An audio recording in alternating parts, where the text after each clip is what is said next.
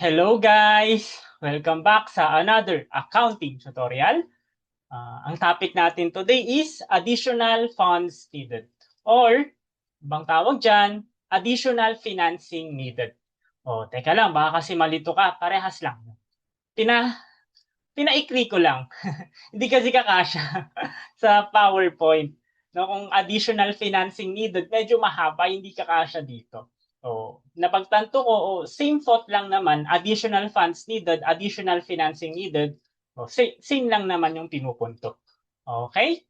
So, simulan na natin. Ano ba itong additional financing needed? No? Ang additional financing needed po or AFN refers to the extra external funds a company must raise through debt or equity when its internal resources like retained earnings and spontaneous liabilities are insufficient to support projected growth in assets. For example, para mas makarelate ka. For example, you're a BSA, di ba? O, first year ka, ganito pa lang yung pangangailangan mo. Second year ka, okay, sige, medyo dumami kasi dumami yung libro mo. Third year, syempre mas madami na, puro major na yan eh. Pagdating mo ng fourth year, o, as you go along sa accountancy mo, pataas ng pataas yung financing na kailangan mo. Yung pagdating mo pa lang sa third year, puro major na lahat. Ang dami mo ng librong kailangan dyan. What more pa kaya pag fourth year ka na? O, kumbaga ba, sa pagiging accountancy student, kailangan mo din ng financing na darating din sa point na baka kulang na yung internal resources mo, kailangan mo ng humingi, kailangan mo ng kung magpadagdag ng allowance, kumbaga. No, it's fine. Okay lang yung ganun, no? Napagdaanan naman lahat ng naging CPA yan. 'Di ba? Sa negosyo ganun din. Kapag sa tingin nilang insufficient yung internal resources nila, kailangan nilang mag-raise. 'Di ba? Through debt or equity kasi kailangan nila ng financing eh. Kapag na-project nilang mag-grow yung negosyo nila. Oh. Sana all, 'di ba, mag-grow. Ikaw din naman. Pero syempre through through advancing through advancing sa third year and fourth year. Okay? So anong purpose nito? It helps managers plan for external funding needs to avoid cash shortages during growth. Correct? No? Siyempre, kailangan mo nga ng funding. Alam mong mag-grow ka. Alam mong made-develop ka pa. Kapag kulang yung funding mo, di syempre, kulang din yung pera mo. Paano ka mag-grow? Paano mag-grow yung isang business kung kulang yung pera nila? No? Walang nag-finance para mag-grow sila. Alright? No, so, meron tayong formula for AFN. No? Ganito siya. No? Okay? Medyo overwhelming tignan. No? Pero, as we go along dito sa presentation na to, mapapansin mo, yun lang pala yun. No? Ganun naman lagi sa accounting. Sa umpisa lang nakaka-overwhelm, pero pag alam mo na, ganito lang pala. No? So, relax lang, huwag kang kabahan, dadaan tayo dyan. No? So, ano-ano ba to, sir? Simulan natin to. Ano po ba ito? Yung part na yan. Ito po yung percentage ng relationship of spontaneous assets to sales at period zero. Mamaya, madidiscuss natin ano ba yung spontaneous assets, sir. Sir, ano naman po itong pangalawa na SL over SO?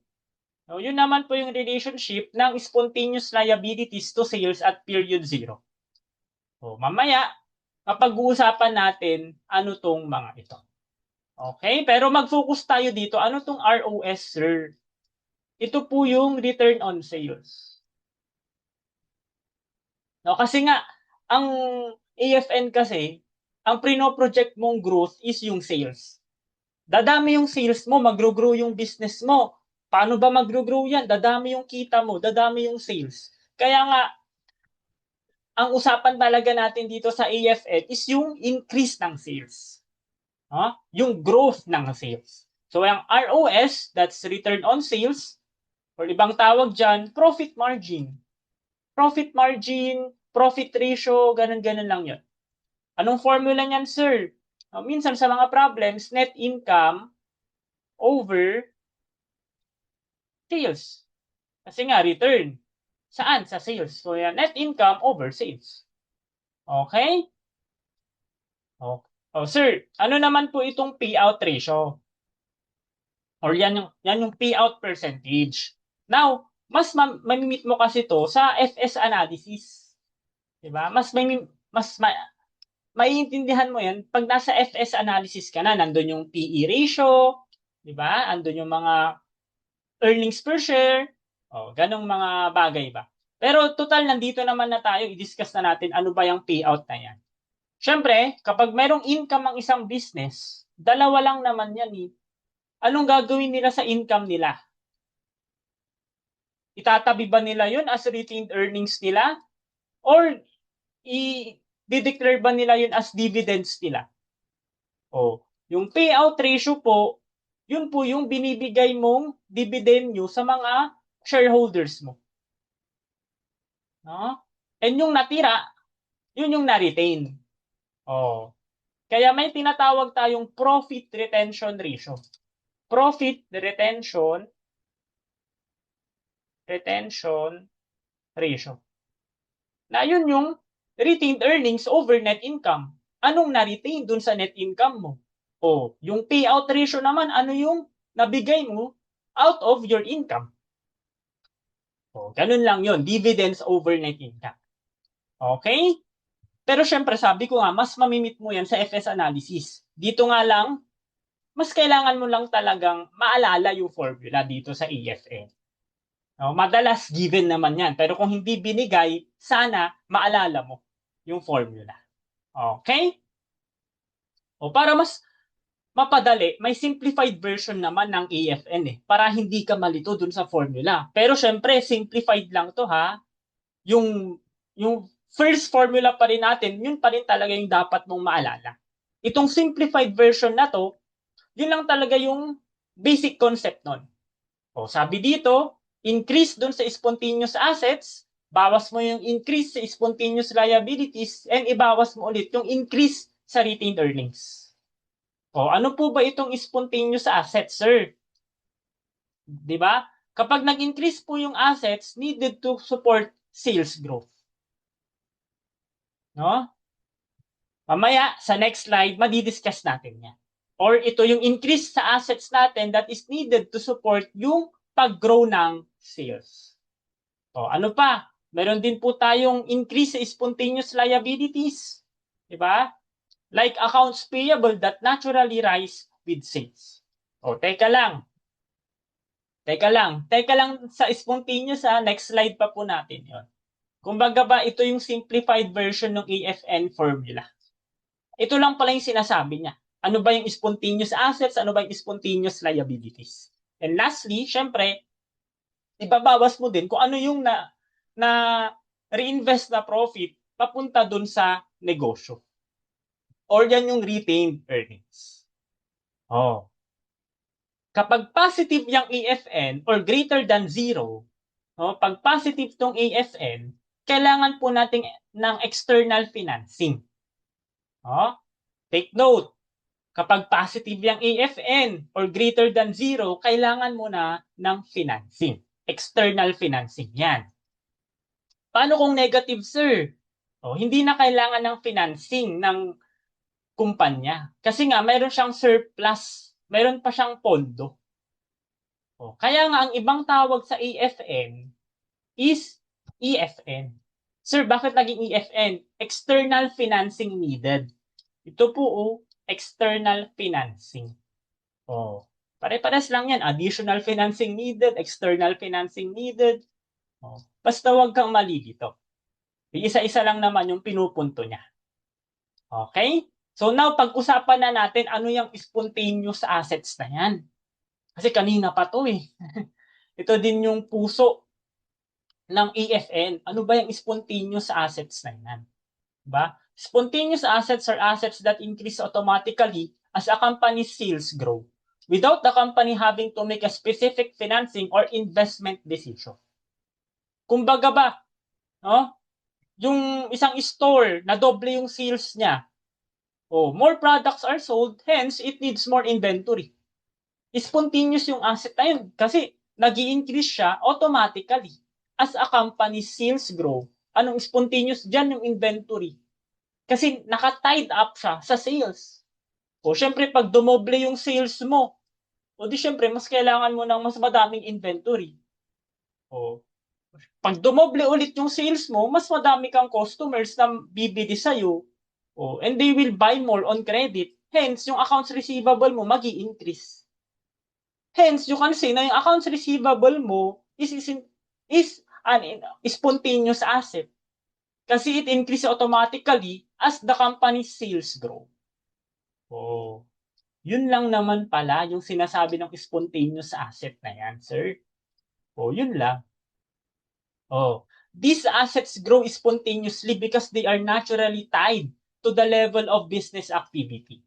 Spontaneously. Natural sila. Natural na lumalaki as the company sales grow. Alright? So kung meron tayong spontaneous assets, meron din tayong spontaneous liabilities.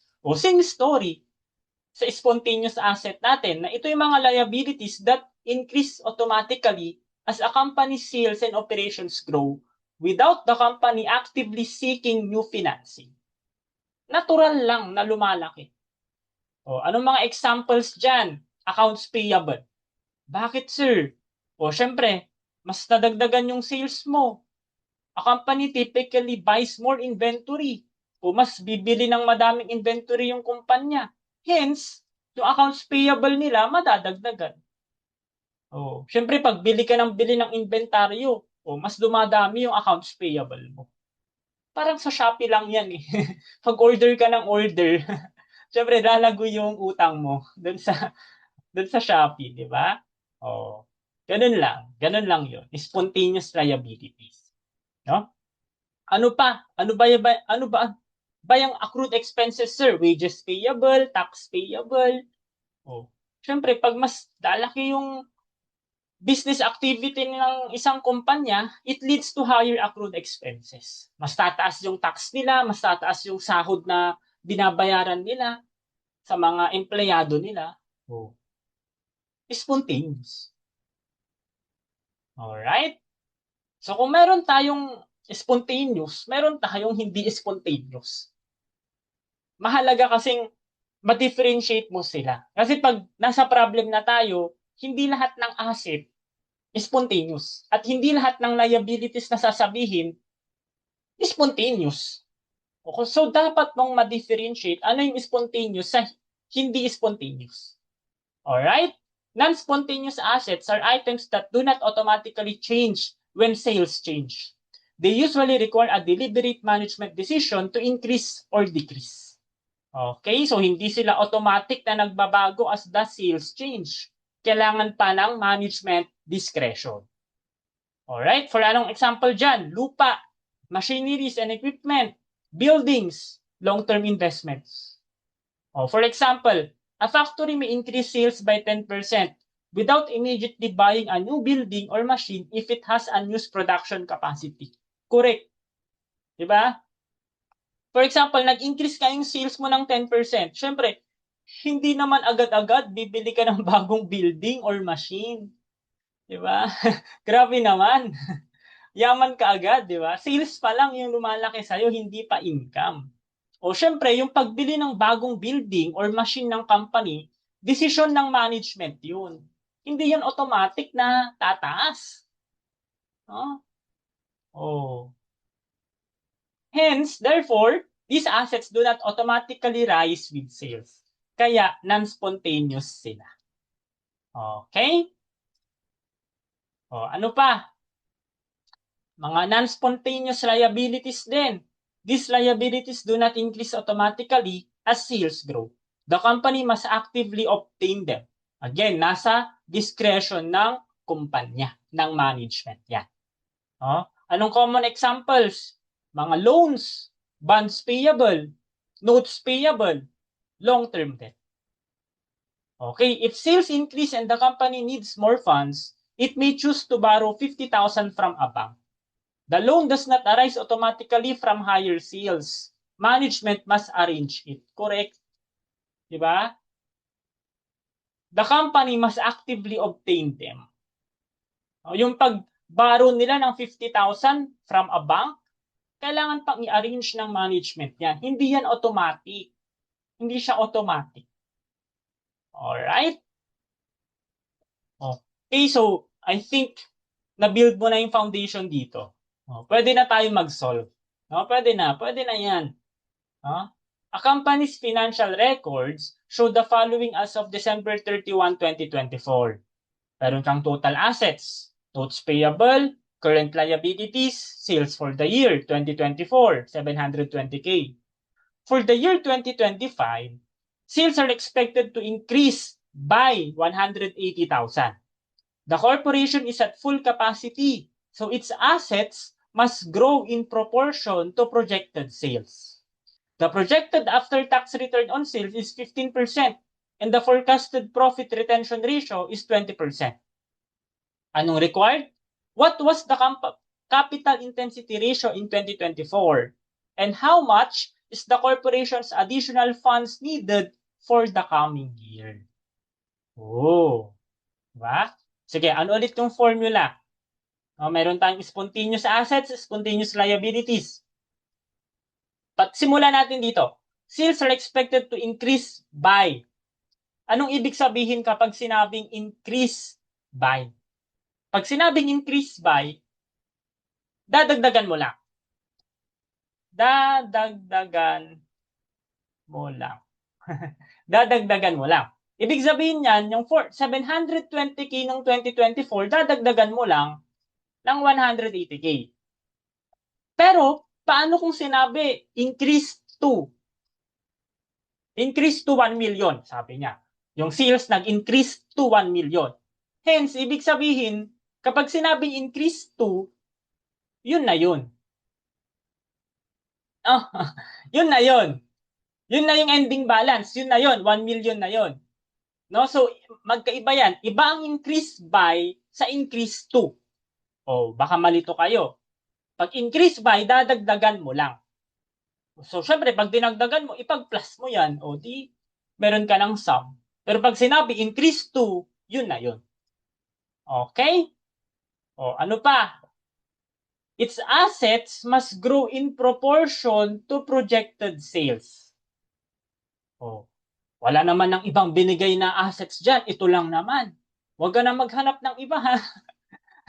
Mamaya ano hanapin mo dyan. Ito lang yun. Yan lang yun. Ibig sabihin, yung 360K na yan, it must grow in proportion to projected sales.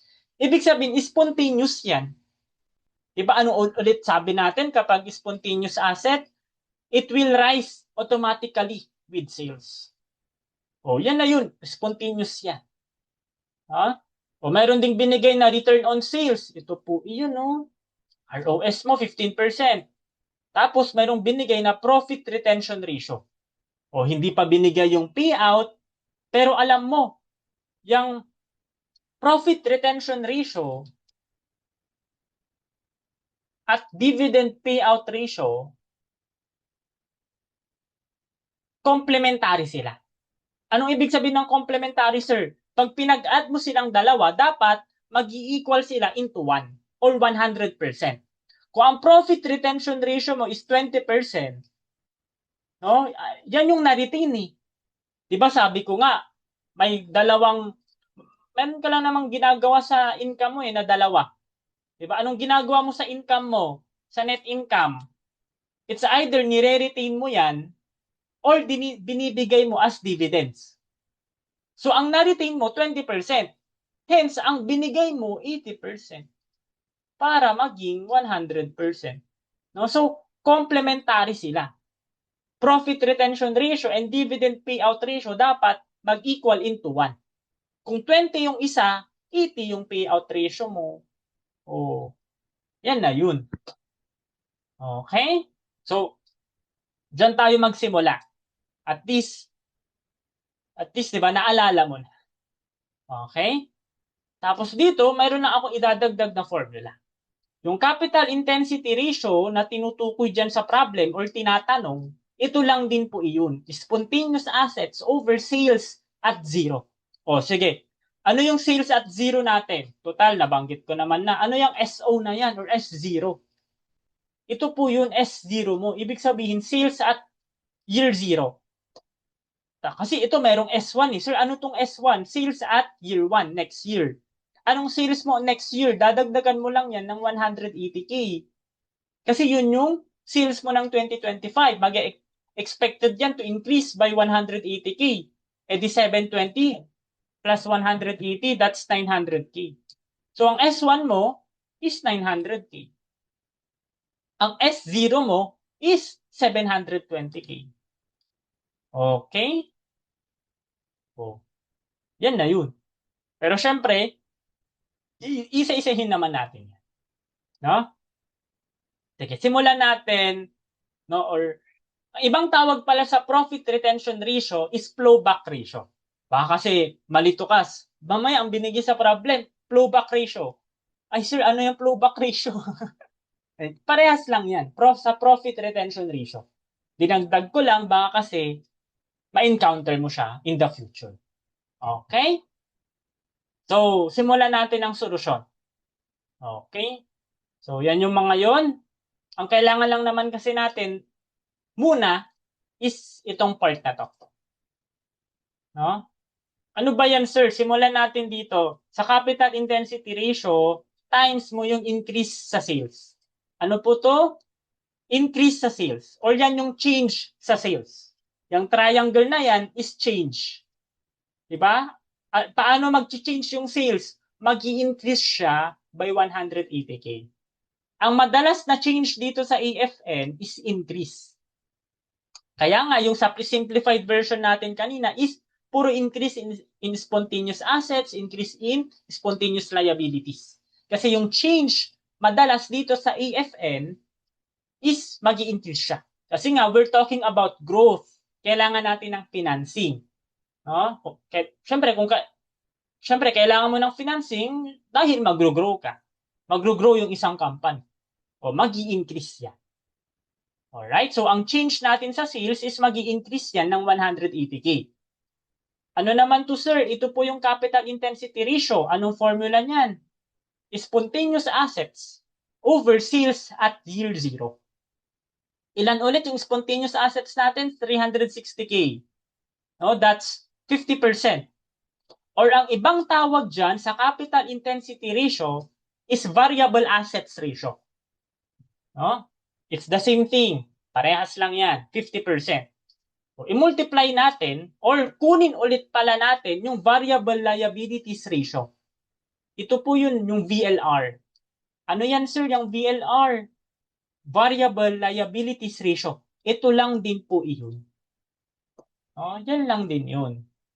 Pero remember, ang formula niyan is spontaneous liabilities over sales at year zero.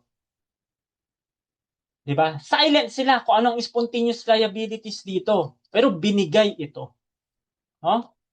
Remember, ang notes payable po, no? Part of current liabilities yan kung silent. Kapag silent ang notes payable, notes receivable, assume mo part yan ng current liabilities. Part yan ng operation. Pag nasa financial accounting and reporting side tayo ha. Pero nasa EFN tayo, nasa MAS tayo, nasa FinMan tayo. And ang notes payable na banggit ko kanina, non-spontaneous yan. Kailangan pang i-arrange ng company yan bago nila ma-obtain. Hindi yan automatically nag-i-increase as the company's sales grow. Oo nga, yung notes payable na yan, part yan ng current liabilities. Hence, yung 70,000 na yan, nasama. Or yung 12,400 na yan, nasama sa 70K na current liabilities. No? Ang kailangan mo lang spontaneous liabilities. O syempre, assume mo na lahat yung current liabilities, spontaneous yan. Pero sabi ko nga, dyan sa 70K na yan, may nasama na hindi spontaneous. Ano yun? yung notes payable. Kaya dapat mong ibawas yung 12,400 sa 70K.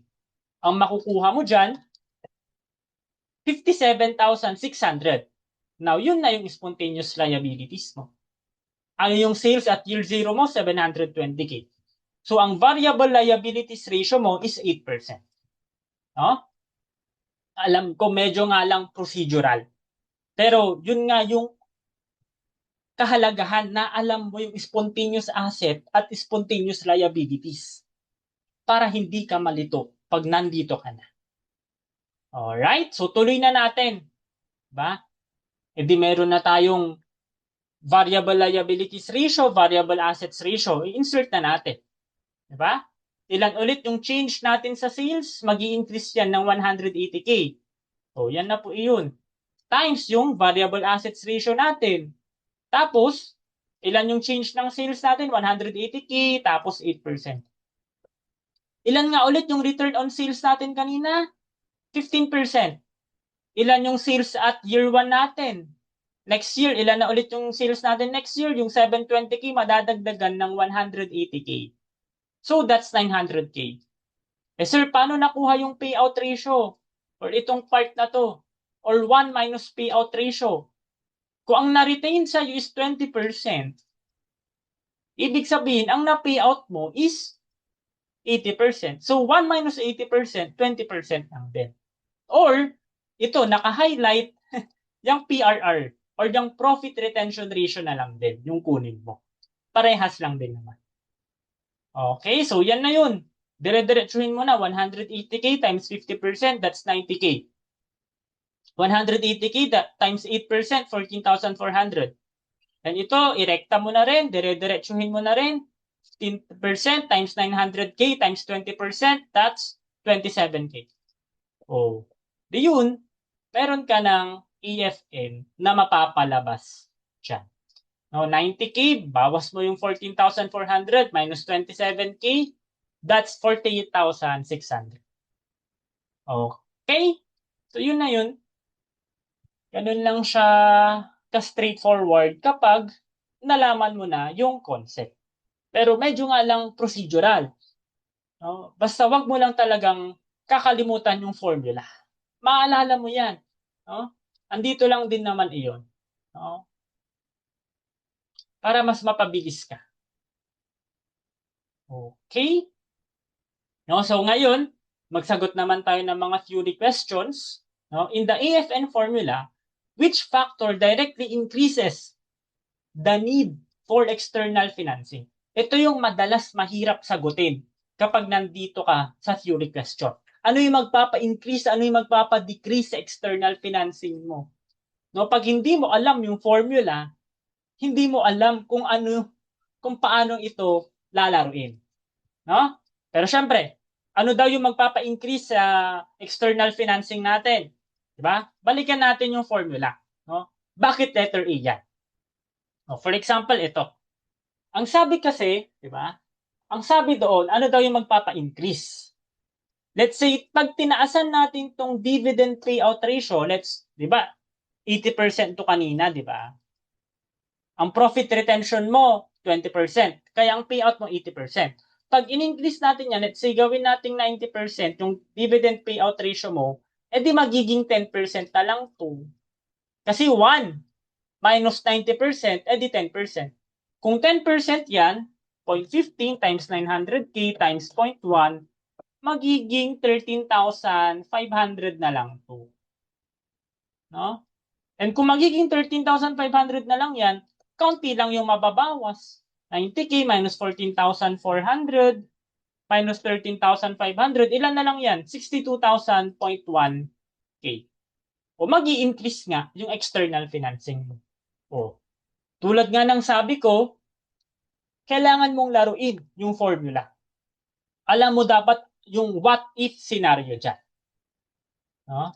E paano naman sir yung letter boy?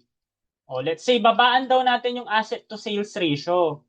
Ano po yung tinutukoy dyan na asset to sales ratio? Ito po yun. No? Spontaneous assets over sales. Pag binabaan mo yan, let's say gawin mong 40%, eh di bababa to. O kapag bumaba yan, bababa din ito. O, hindi na mag-i-increase, magdi-decrease. Ha? O, syempre, ganun din, pag binabaan mo yung sales growth, pag binabaan mo to, itong increase sa sales, o bababa din yan. O, bababa din sila. O, pare-parehas yan. Tapos, pag tinaasan mo naman yung profit margin, ano po yung profit margin na tinutukoy dyan, sir? Ito po, yung return on sales. Let's say, gawin mong 20% yan. Kung ginawa mong 20% yan, tataas yung 27K. Hindi na lang 27K yan, times 0.2, times 0.2, magiging 36K. Kung tumaas yung bumabawas, edi syempre, mababawasan ulit yan. Dinagdagan mo yung bumabawas eh. No. Hindi na ulit mag-i-increase, magdi-decrease na naman. No? So, ganun lang siya, laruin. No? Ang word ko dyan, laruin mo. Dapat, na-imagine mo yung formula. Ano yung mangyayari? Okay? And last theory question, which assumption is critical for the AFN model to provide accurate estimates? Ano ba yung assumption natin dito sa AFN? Letter A po. Assets grow proportionally with sales. Ano yung spontaneous, ano yung hindi spontaneous. Yun yung accurate. Yun yung critical dito sa AFN to provide an accurate estimates. O, hindi naman dividends yan, hindi naman debt levels, di ba? Yung spontaneous assets and liabilities ang usapan natin dito. Alright? So, dyan nagtatapos ang napaka-straightforward natin na discussion for additional funds needed or additional financing needed. No, I hope marami kang natutunan sa video lecture na ito. Muli, naglalambing, pa-subscribe naman. Sa mga hindi pa nakaka-subscribe, subscribe na kayo. No, marami-rami pa tayong mapag-uusapan. No, this is Sir Bon. Thank you sa panonood and see you guys. See you future CPAs. Bye-bye!